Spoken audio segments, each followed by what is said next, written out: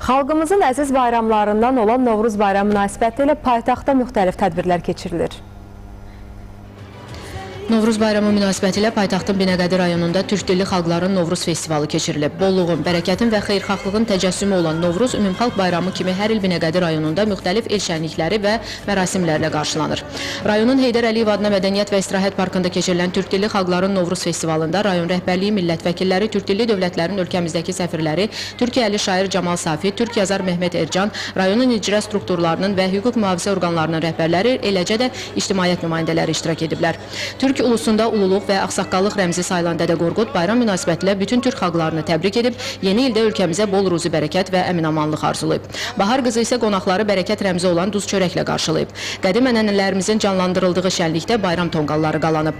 Rayon rəhbərliyi və qonaqlar Novruzun özünəməxsus xüsusiyyətlərini və adət-ənənələrini əks etdirən eksponatlarla tanış olublar. Bayram tədbirində rayonun təhsil və mədəniyyət müəssisələrinin kollektivləri tərəfindən hazırlanan müxtəlif milli oyun və folklor nümunələri nümayiş etdirilib. Milli plov festivalında isə mətbəximizin şahı sayılan plovun müxtəlif növləri iştirakçılara təqdim olunub. Tədbir çərçivəsində bayram yarmarkaları da təşkil edilib.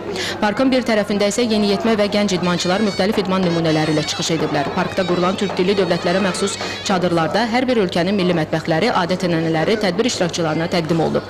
Həmçinin bu ölkələrin milli Novruz ənənələrinin nümayiş olunduğu çadırlarda sərgilənən kompozisiyalar bütün Türk xalqlarının ortaq dəyərlərini nümayiş etdirib.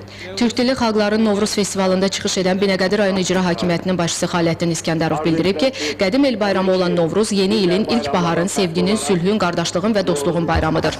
Türkiyə İşbirliyi və Koordinasiya Şurasının Bakı nümayəndəliyinin rəhbəri Mustafa Haşim Polad, Türkiyəli yazar Mehmet Ercan və tanınmış Türk şairi Camal Safi Novruz bayramı münasibətilə Azərbaycan xalqına xoş arzularını çatdırıblar.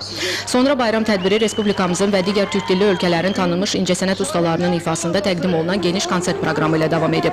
Qarabağ atları ilə meydanda dövrə vuran cəngavərlər üç rəngli bayrağımızı dalğalandırıblar. Tədbirdə tanınmış incəsənət ustalarımızın, eləcə də Türkiyə və Qazaxıstandan dəvət olunan sənətçilərin ifasında bir-birindən gözəl xalq musiqilərimiz, Novruz mərasimlərini, milli birlik və həmrəyliyimizi tərənnüm edən nəğmələr səsləndirilib.